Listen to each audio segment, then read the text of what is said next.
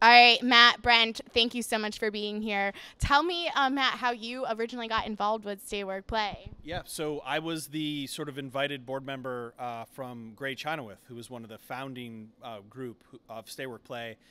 When he was migrating out of his roles and responsibilities at Dine, it was really important for him and the board for somebody from Dine to be affiliated and involved in the board. And so that's how I got involved, and that was now almost 7 years ago.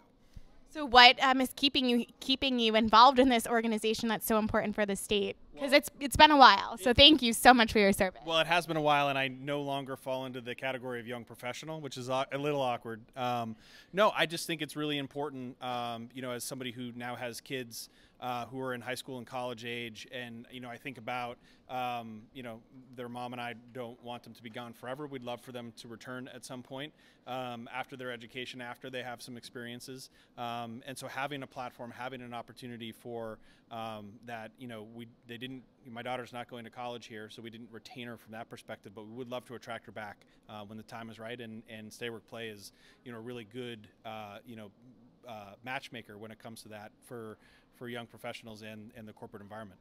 Yeah, we love hearing about boomerangers, and I think that you are quite convincing, and you'll get your daughter back here. So we're excited about that. And tell us a little bit about what you've been up to. Just trucking along now. I just launched our product a couple of weeks ago. So I've been actually in Manchester and around for quite a while. I was an early member of Dine, so I've known Stay Work Play since Stay Work Play started for the most part. Interestingly enough, I think at that point I didn't necessarily understand the value until I started my own company. So, I moved away. I lived in California. I lived in several other states, so I always came back somehow. But once I started my own company, and things started moving, I started to understand kind of the impact that the community can have, and having people here like this and doing things like this is a huge asset to, I think, the city. So. I love that, yes. And Matt, you just started at a new company as well. How do you keep young people there, and how are you attracting them to the state? Yeah, well, the interesting part about it, too, is it's a New York City-based company, so we get to be the satellite office. And I think one of the cool things is with offices in San Francisco, New York City, and London, and also Manchester. Our big thing is that from a quality of life perspective, you can make a fair wage and actually have a life.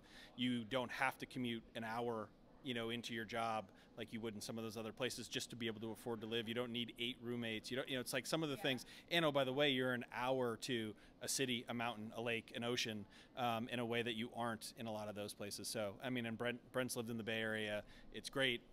You don't save any money while you're there. I think that's the thing that we're beginning to talk about, shifting roles and responsibilities, getting some more New Hampshire-based folks, and really kind of changing the dynamic of the office that we have here, and how we're thought of in the hierarchy of the company. So it's exciting. It's weird not having HQ here in town after almost 10 years at Whipple Hill and Bedford, and 8 years in Manchester with Dine. It's weird to be the satellite in that way, but we're looking to flip the script on that a little bit here in the near future.